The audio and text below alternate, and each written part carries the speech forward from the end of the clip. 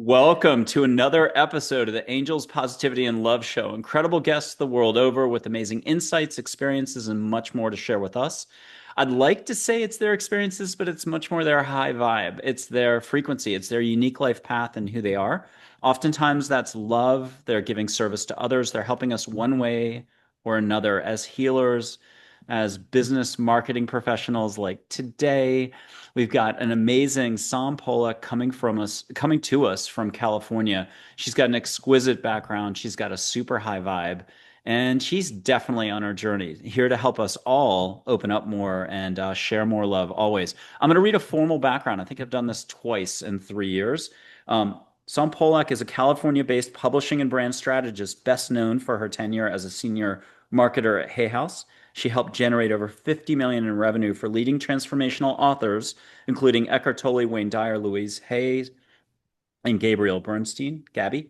With a gift for conscious communication, that's her moniker, her shtick. She blends spiritual storytelling with smart, scalable marketing, helping authors and thought leaders share their message clearly, authentically, and with heart while reaching audiences around the world. I'm going to add she's totally gifted. She's wildly sensitive, intuitive, and she's contemplative in the best way. She's here to bring the most out of all of us and to help humanity advance into their hearts so we're all even more connected. Sam, great to meet you today. Great to have you on the show. My pleasure, Michael. Thank you for having me today. It's fun. Yeah, And we got to great. play before the show. That was a lot of fun, and you Yeah. did great. Your heart is so big. What do we all need to know in life right now? Where would you like to start? But give us at least some sort of advice or insight. Oh my gosh. Oh, I love it. Okay. Well, we were talking a little bit about this before we started, and I was expressing that I've been this past week and a half or so dealing with a new layer in my healing process, my physical healing process. And I feel that's relevant today because I am noticing, obviously we're all on this ascension journey. The planet is rapidly changing and there's a lot of people who are becoming more and more aware and awake and present to miracles and just that they're light beings. We're made of energy. And my advice right now is that that process, if it feels extremely challenging or painful, that there is a potential that there may be some physical healings that are necessary in order to smooth it out. And that was definitely the case for me. So there were, I mean, I think there's very sensitive souls on the planet, very attuned souls who don't realize that a lot of what they're feeling is physical interference. There's actually a lot of chemical interference, there's mold, there's a lot of different things in our environments that can affect sensitive souls, especially. And I've moved through so many layers of this to a point where I'm like, oh, okay, cool. Now there's this final layer that I didn't realize I've been dealing with since I was 14. That layer for me is not something I hear talked about a lot and not necessarily something I want to dive into here only because I'm not a medical doctor. But I think to summarize it is if you think that maybe you have like candida or something along those lines, it could be more complex and it could require like serious antifungals and serious like treatment to eliminate it because we need our brains to be functioning optimally as the light enters, especially the light workers right now.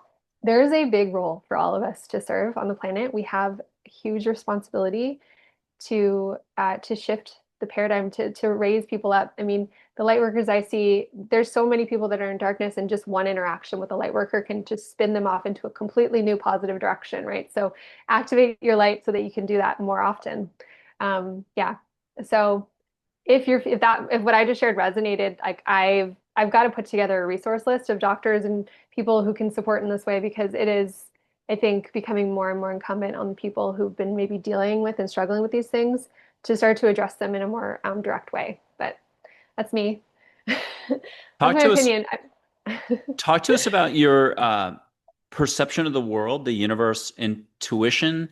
As a child, when did you notice the world might be much bigger than we thought? Was it always that way as a child? How do you want to describe it?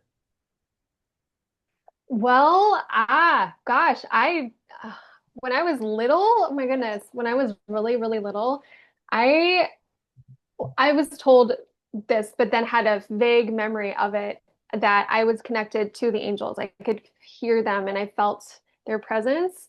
And I was also somewhat aware that other people didn't seem to notice that. And so I I believe I shared it and someone said, "No, that's not real."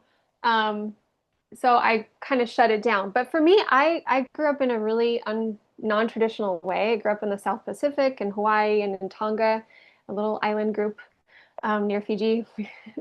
And my sense of the world was that mother provides. There were a lot of fruit trees and there were a lot of like beautiful Hawaiians and Tongans that I connected to growing up. And I just had a sense that the world was a really beautiful, loving place. There were a lot of challenges for sure in my childhood, incredibly difficult challenges, but um, I don't know, I always had a sense that the planet wants to take care of us. And there were like, if I had, and I don't want to get too emotional, but there were problems with my mom sometimes being able to feed me and my sister. And so, but I could run out the back door and go to the mango groves and come back with like a shirt full of mangoes, and, and then I would feed my baby sister and that was food for us. So it's like I never quite experienced a sense of lack as a result, which I think is an interesting thing because we didn't have a lot. We didn't even have running water a few times, and I never felt like I wouldn't be able to survive. So the world is bigger because that's definitely, I think, a unique perspective that we disconnect from in our world. And then there's a lot of like lack mentality. And actually, look around. We have so many amazing individuals in our midst that are just like that, like is similarly magical to the forests of Hawaii, right? Like there's like we are all resources that the resources are just surrounding us at all times that we can like if you can just kind of quiet ourselves and allow our spirits to lead us to find those things that we'll always be taken care of. We'll always have everything we need. And that's been the fact of my life. Like there have been miracles upon miracles to bring me to today where maybe I shouldn't have survived, but I did because of that magical force. Well, So I don't know if that answers your question specifically. that was the next question. You led us right into it. And you can give two or three if you wish. But what is a memory or moment where the universe did step in? It could be physical, but first, maybe something super gentle. It could be dream time, a relative coming in, an angel. What do you recall that was pivotal in some form or fashion? Oh my gosh. Yeah, my mind goes to some earlier events. I don't know if we want to dive into those, if those are even relevant to like all of my work now, but I just immediately thought of I had a moment when I was 12. And it was a hard moment. It was a moment when I had made the decision we were going to be moving to Micronesia, my mom, my sister, and I. And, she had been trying to take care of us, but had been struggling.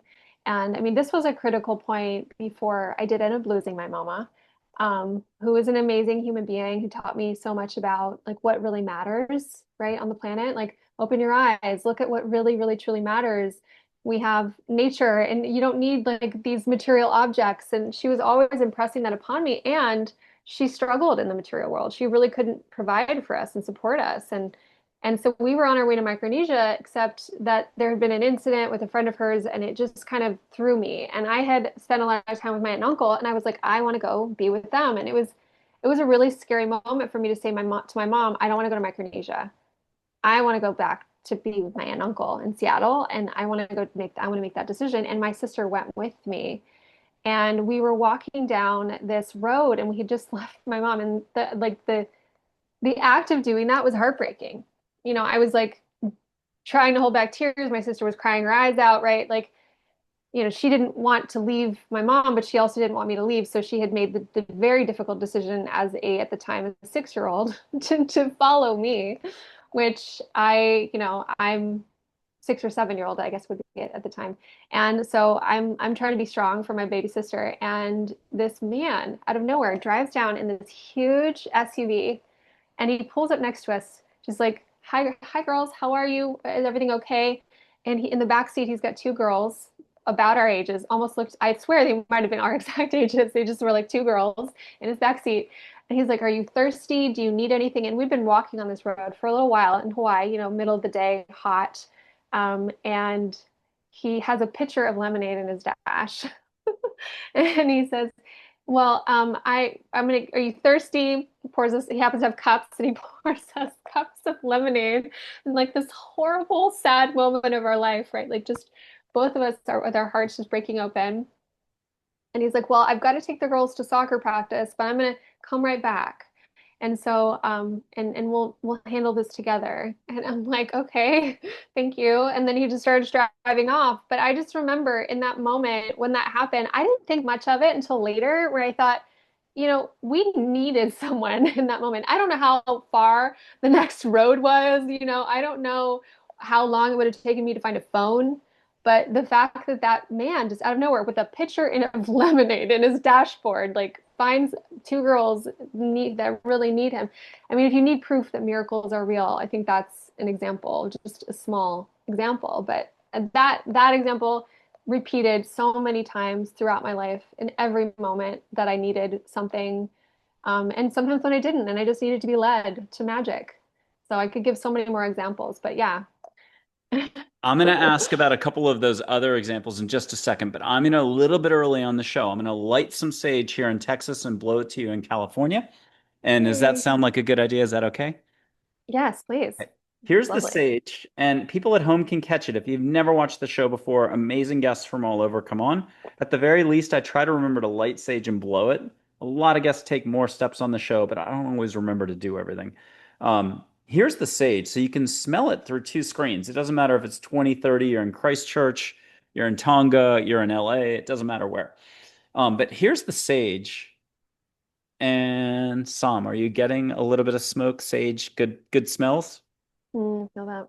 Okay, good. And I'll snub this out. People can not hit pause, but play it over again. Leave your eyes on the smoke. Oh, and I forgot the most important thing. Ask the universe angels to get in there and help you get out of your own way to catch a little bit of goodness through the screen.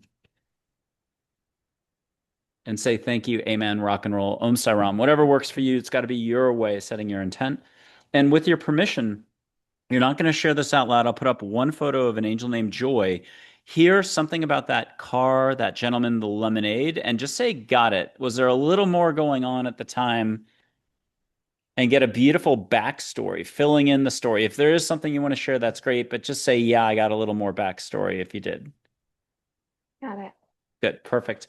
Okay, do you have another time, maybe dream time, or again, another encounter somewhere? You're older, just an angel with reassuring words, sparkly eyes, saying the right thing at the right time, what you needed to hear. Do you have one more of those you want to share? Oh, yeah. Well, I mean, I could share a really powerful moment that happened. I mean, this was really what pivoted me toward the path that you described earlier when you were introducing me. This was the moment that started to lead me in a new direction. But it's a story. I mean, yeah. So Go for it. Let's hear it. yeah, okay. Yeah, okay. So I had been living in Seattle. I was living in Seattle. I was in the university district and I had left. I was in the Greek system and the sororities and it just wasn't like fulfilling me, right? I'd met some not so great people as I was trying to get out of the Greek system and get separated from that world, which I'd felt I needed. And it was like really dark situations, like very, very dark, and I can share, but I don't even want to bring that into it. But there was one night after an extremely challenging, the whole night, someone had decided to drive me home, and I wasn't even sure if this person was bad or not. So the entire drive, I was like, please just get me home, God, like, please, please. And I got home and I was so done. Okay. And I think it was like early hours of the morning. Sun hadn't even risen yet, but I was like, I don't ever, like, that was it. I was like, I am so done. Like, I don't want to ever experience another moment like this again.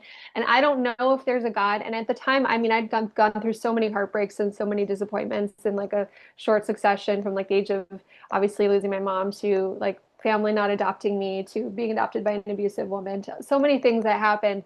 And I had been like, just hurt, right, by God. And so I didn't know if is God real? I was wondering that. And so I just put it out there and I said, you know, I'm done. And I had tears streaming down my face. Like I meant it from the bottom of my heart. Like I did not want to go down whatever that path was that I was going down right now. And I just was done, you know. I didn't want to do it. I was like, there has to be another path.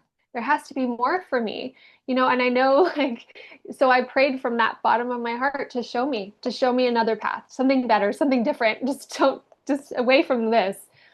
And I kid you not, lightning struck my building. So the electricity burned out. Not in that moment. I think it was the next day. So it burned out my clock. So my clock, you know, fried the electronic a little bit. And instead of blinking 12 o'clock because, you know, the electricity had gone out, it was blinking 11:11. This was way before. So corny. And I've shared the story and people are like, okay, okay. And so, and whatever, right? And then in short succession, I had a friend at like a beach party give me two books, The Celestine Prophecy and The Alchemist. I had another couple of friends invite me to see the movie What the Bleep Do We Know? And then I had the most amazing part is I had a someone on MySpace. This is like the days of MySpace in the early 2000s before Facebook and everything else. He on he I had been writing poetry and posting it on MySpace and like just essays. He's like, "Do people like you exist?" Out of nowhere. His name was Craig. And so I'm like striking up a friendship with this gentleman named Craig. And so I give him my phone number and he calls me and he's in the car with his mom and he says to me, "Hey, hang on. My mom wants to talk to you." And so he's like, "Hold, she's got to pull over. She's driving." Okay, she pulled over. Here's the phone. So he gives her the phone and his mom comes on and I've never spoken to her in my life, right? And she's like, "Hi, I don't, this is like, she says, I'm a channel, or I'm a medium." She says she's a medium. She said, and sometimes she'll get impressions. And like, she said, right now it's just coming through and it's so strong. And she's like, "I want to share this with you. Do you mind if I share?" And I'm like, okay. All right. And I don't, yeah. So she goes on to say that she describes my mom to a T. She describes not only what she looked like, she says her name, Dancer, which was a name Isadora Dance. It was like a name she gave herself, and Isadora. And then she tells me like the song she used to sing to me when I was little, which was the West Side Story, like the lullaby, and good night. And I'm like, okay, wait, what is happening? I'm so shocked. And then she says that she's kissing your eyelids every night. She wants you to know she loves you so much, and she has a message for you. She says to remember your health. And that was the main message. And she said a few other things, and then she was like, "Okay, I'm gonna give Craig the phone again." And I'm just like sitting there gobsmacked. I've never, never, I didn't know that was even possible. I didn't know what mediums were. But like that convinced me. I'm like, she could not have known like her name, which she looked like she described when my mom's hair started to go white. She let it just grow out. So she had like half white, half brown hair before she shaved it. She ended up like shaving her head. But like that moment to have known that that's what she looked like the year before she died, and like, oh, I was so blown away. That was a pivotal moment. I mean, I've had many, many more miracles. I mean, just the miracles and fun miracles, but that whole area convinced me beyond a shadow of a doubt I to love it. transition from fear to like absolute trust in the miracle of existence. Let's So, jump way ahead to today. And every person is on their unique life path, and firmly so, whether they know it or not. What's your five pieces of advice for each person? Maybe keeping each one not short, but just diving into each, touching on it briefly, and we can circle back to any of them. What are the five bits of advice coming from your own experience, but also, you've interacted with so many other amazing teachers. You've learned a lot, appreciated a lot. What do you want to share? oh gosh, my five bits of advice. Oh, okay. Well, let's pause. Probably my favorite is from Dr. Wayne Dyer. Okay. The most important decision that you're ever going to make is whether we live in a friendly universe or not. That one. That's probably my number one is answering that question. I think if you can answer that question and have that trust that like life supports you and has your back, if you can come to that place, the miracles will just begin to just show up everywhere. I believe that the power of gratitude is incredibly important. I feel like it's definitely promoted everywhere, but I can distinguish the times in my life when miracles were abundant versus the time when I felt like I was struggling. The difference was I was focused on gratitude. And that's the only difference. There, like I used to keep a gratitude journal, and there were times when I would stop, and I would stop like maybe for a month or two, and I would notice my life would start to kind of become a little bit, things would happen that I didn't want to happen. And it's like keeping my mind trained on, I appreciate everything that I have, and I appreciate the planet. That is so effective for, even if it's just shifting my consciousness, like keeping that flow of those amazing things to appreciate happening. So gratitude. Um, I am someone who will always say just constantly keep um, creating a vision for your life. What do you want? The goal that you have, the clarity of that goal, I believe is going to be, it's going to happen. I mean, whatever, like if you don't set a goal, um, you'll usually like that's like setting a goal. Like you set a goal to not have a goal, right? And so like you won't necessarily achieve things. But if there is something that you're wanting to create in your life, like I think you have to name it. I want this in my life. And I remember in my early 20s when I first saw The Secret, for example, and I started to envision like, well, what do I want? Like, I started to really feel into like what feels fun.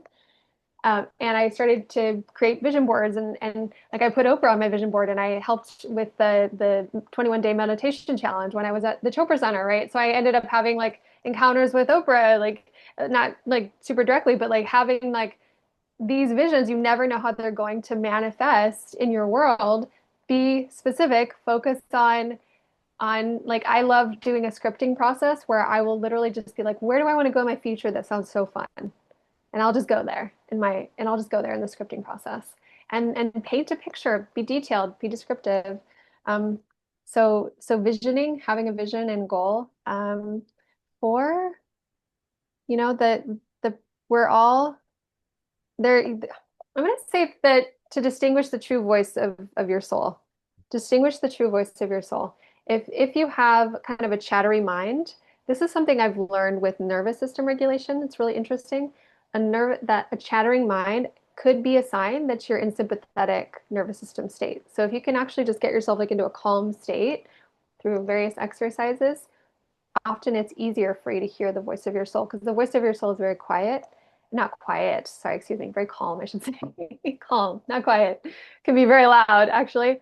Then five. Yeah, five would be, I truly believe that we do, there's a saying that water seeks its level. I don't love it. I think that we have to, you know, take care of ourselves enough so that our energy has integrity, so that we can be around anybody and we can give them our light and they can be inspired, and that'll uplift the world. And I also know that we need to be around people that reflect us clearly. So if someone's the kind of person who's going to say, you can't do that, or, oh, are you really sure you want to do that? Who kind of plant seeds of doubt, to notice that. Notice when people around you plant seeds of doubt, because we want to weed the seeds of doubt out of our minds. So if there are people in your life that do that, then just notice and maybe spend a little bit less time with that person. Or maybe that's not the right person for you to have in your life. And or maybe it's about them, right? Like maybe that issue is about them, which is also another thing, which is a great that's number six, right? It's not about maybe, and if they're able to distinguish that, then really powerful. But if they are doing like the planting of the seeds of doubt, like, do you really think you want to write that book? Do you really think you want to speak in front of like thousands of people one day? Like, don't you think that'd be kind of scary? Maybe that's about them, and you can make that clear. Or if they're going to kind of sort of hold that and say that to you and discourage you as a result, maybe it isn't the right person. So yeah, so just kind of learning to discern the people around you. Are they helping you to up spiral, or do they keep you in one place, or do they kind of bring you down? So yeah. Okay. If you had to Yes. pick one mantra or favorite saying that is absolutely great, if a person was to repeat it over and over again, they're lifting their vibe. And we're not holding you to this. When you come back on the next time, it could be different. What's the mantra you want to share with all of us? What's something you love? Oh, the mantra. Yeah. I I love this one from Louise Hay. Um, All is well. That's one I really like. I've found that that has supported me through the years because it is sort of reminding me of the first point I just shared of like, do we live in a friendly universe or not? All is well. Like grounding myself in that all is well. Um, and I don't know, I've had conflicts with that statement because all is not always well, right? Like all is not always well, and there's like times when there's definite dis-ease and like imbalance but saying it and recognizing that even that is part of all as well is has been helpful for me because because in the end it's sort of the background. It's sort of like I imagine it as if the words themselves were someone holding me calm and steady, so that even like as I'm having maybe a wound cleaned out with like no with like no anesthesia or something like that, that person is still holding me with all as well. Like horrific, let's see, whatever might be happening, because it's all possible, right? But like you're going to get through this, you're going to endure it, and all is well in the background. It's like this like collective, it's sort of this constant abiding truth that I appreciate. Beautiful. With your permission, I'll So put yeah. up two photos of angels. The oceany one, her name is Minn. Mother Hawaii-ish silhouette of an angel. We've had her on the show before, the photograph, but I'll put up Archangel Michael after that.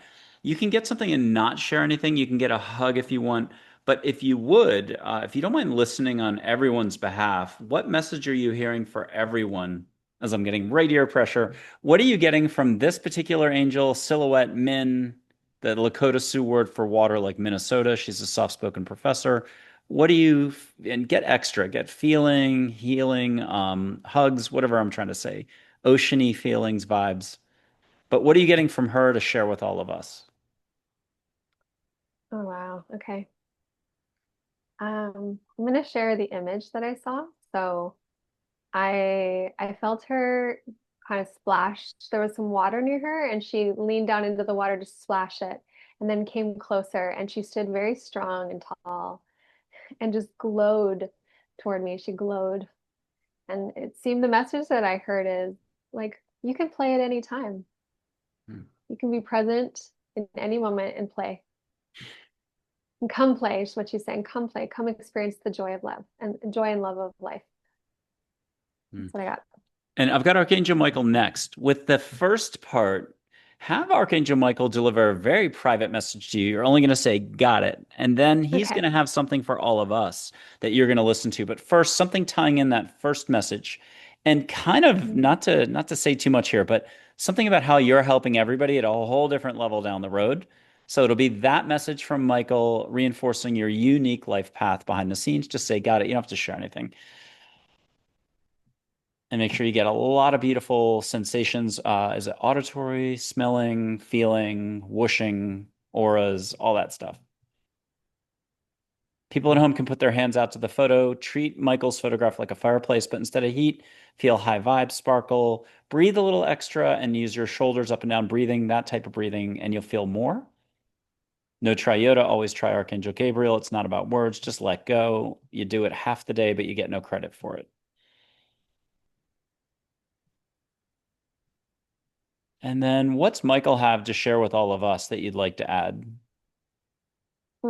So he shared something with me, and then he said, "This is what we're all here for." So we're all Tell us more here. about that. Yeah. Yeah, so I'll tell you more about that. Yeah, so he actually was ushering me out he was ushering me backstage through this long hallway, and I'm like, where are we going right now? And then eventually I saw that we were headed toward a stage. So there was a stage and there was an audience. And but the long hallway I think is significant. And I what I'm hearing is like this is what everyone needs to hear, which is that there are light workers on the planet, and you might be feeling like, I don't know how to say what I'm here to say, but I know I need to say something. That to just go through the long hallway, the work necessary in order to come up with the message that you have to share because people are ready. And the maybe in the past when you might have shared, there could have been like dire consequences for standing in your light, that there's no longer that dire consequence, that now people are ready to hear you. So it's time. It's like if I had a message on the stage that he wanted me to share, that's what he wanted me to share, is to say that. Like it's all time, it's time for all of us. The world is ready. Wonderful. Love it. Yay. We're Yeah. going to start to wrap it up, but in a five-stage or five-step closing out. So still be like probably 8 to 10 minutes here. But I wanted to give you a quote that's Winnie the Pooh and Piglet and then get your reaction. It could be just wonderful. It could be longer. It could spark something else. And so Yeah. Piglet asks Winnie the Pooh, how do you spell love? And Winnie the Pooh says, you don't spell it, you feel it. So what's your reaction to that quote? Aw, I love Winnie the Pooh and Piglet. Did you have Winnie the Pooh and Piglet when you were a kid? Did you like watch the show? Oh my God, I was so obsessed with that when I was a little. Like the one show my mom would let me watch. Um, yeah, what do I think when I feel that? I mean, it's absolutely true. It's a place from within, right? Like the love that we feel is actually when I was little, my mom used to tell me all the time that she loved me, and I would be like, "Mom, stop!" It was so annoying to me. It was like, "You just stop telling me that. Like, I get it. I know you love me. Leave me alone." Um, you know. And I think maybe what I was trying to say is, if you love me, just be comfortable in that, right? Like the feeling of it, because it's enough. Like, I love you. Thank you. That's enough. I Yeah. have definitions of compassion for you. I think that could be a trillion different definitions. I think every second of every day, the definition can shift. It's endless. And so here are some angels giving definitions and other loving figures giving definitions of compassion over the last 10 years. I'll just do a few and then seize on any of them that you want to react to or take us somewhere. Okay. And this loving figure, Jesus said, compassion is open eyes and an open heart.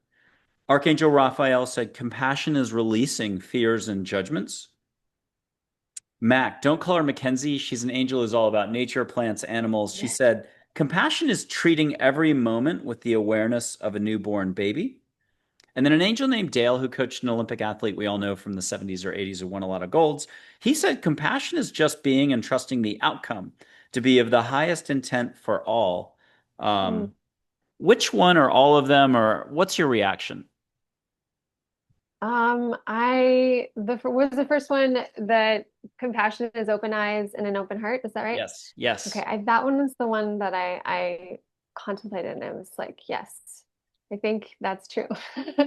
Yeah, I love that. I love those quotes. And I love the idea of contemplating compassion. I feel like we have it's like such a beautiful koan, right? Koan, quote unquote, just like Yes.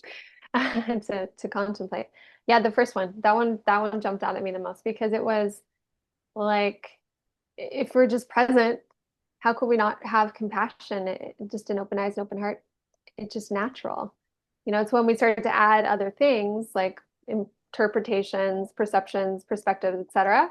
I think that's when maybe it goes away or we can kind of justify not having it. But without that, I personally feel like it's just natural. How can we not feel that? Every child feels compassion before they learn the ways of the world, like you see those videos of the little girl who sees the person sitting on the road and brings them her dinner from the restaurant inside because she just has compassion. That's not something that was taught to her. She just has an open eyes and an open heart.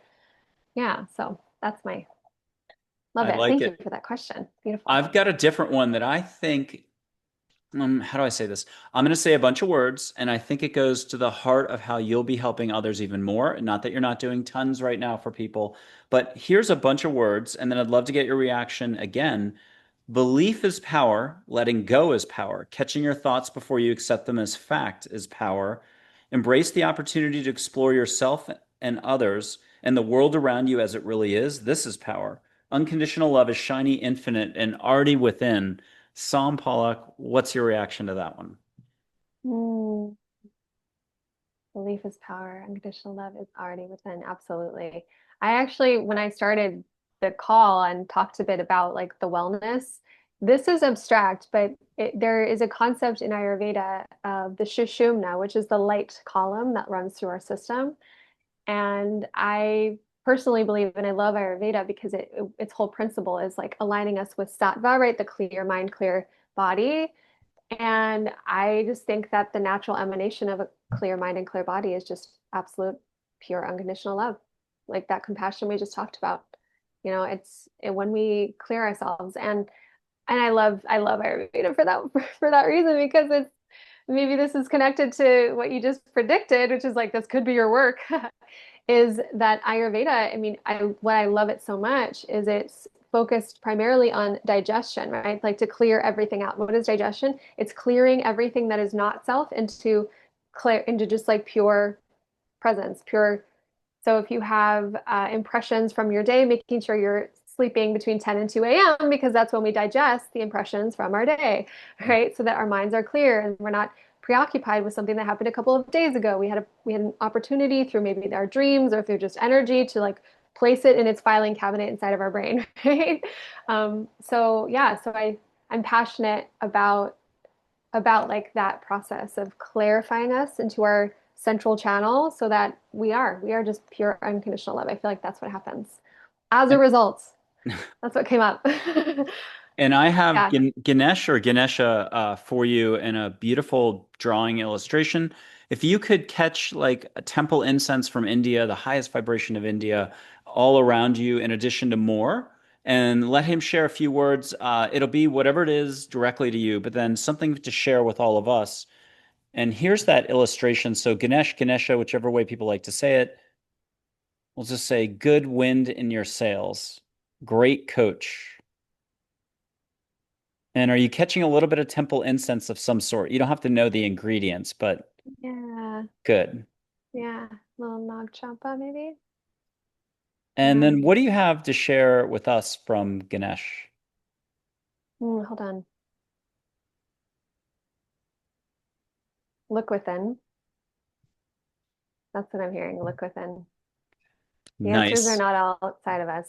The answers come from within you. That's what I got. And then your host is going to put up his hand in Texas, your hand in California, only love and above, highest, chaperoned by angels. None of my, I need to pay the bills or I've got to go worry about my sports team or think or reject or judge. None of the ego stuff, just briefly. So here's my hand with your permission. Put your hand up, feel what you can feel, don't judge.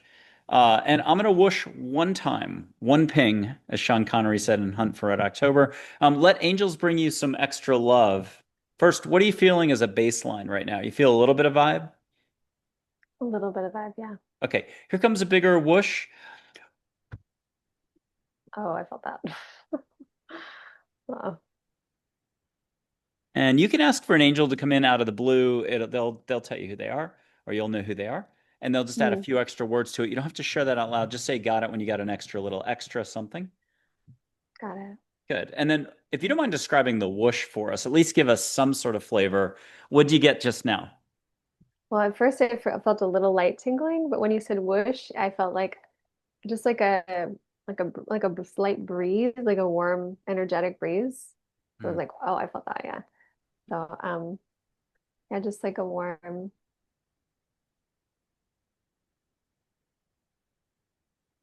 wave of just like goodwill. I don't know how to describe it. Goodwill, kindness, like the care. Yeah, put that Good, care. Goodwill Hunting. How about them apples? I love it.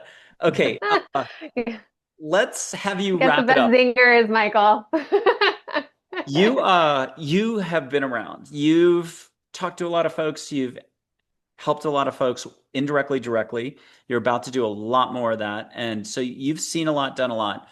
Can you close us out as if you're the show host? Give us a last tip of the hat, chin up. How do we stay the course? How do we stay open in spite of all the turbulence coming, extra turbulence, whatever you might be seeing around the globe or reacting Yeah. to? Give us a last pep talk. Okay, pep talk. Ah, all right.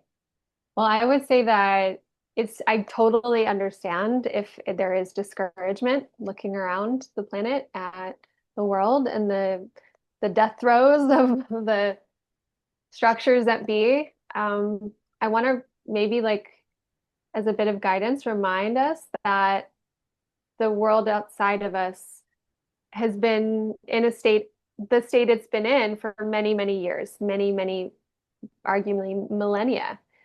And it hasn't worked.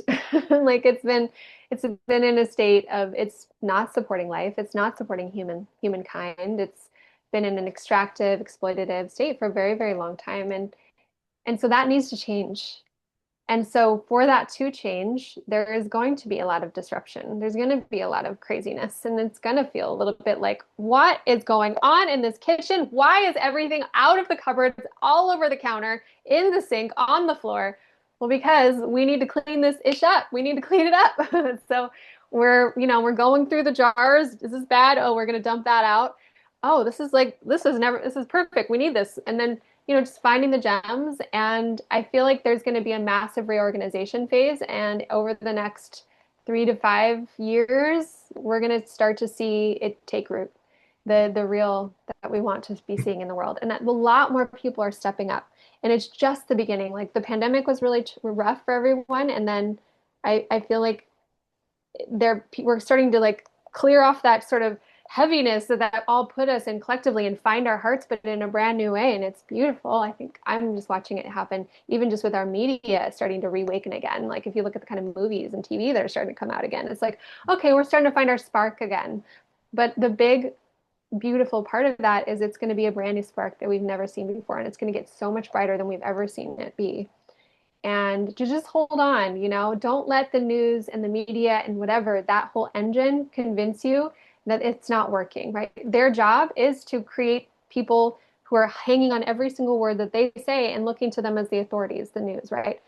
Like that's not the truth that we need to be listening to anymore, right? We're at an unprecedented point in history where we're all connected universally. The whole planet right now is all connected. We're like, you can turn on I can talk to you on Zoom right in Texas, and I'm over here in California, and anytime we want to, and people are posting, and there's just the limits to running a business right now to making money. They're falling away, and more people are getting to do their soul's work with less impediment.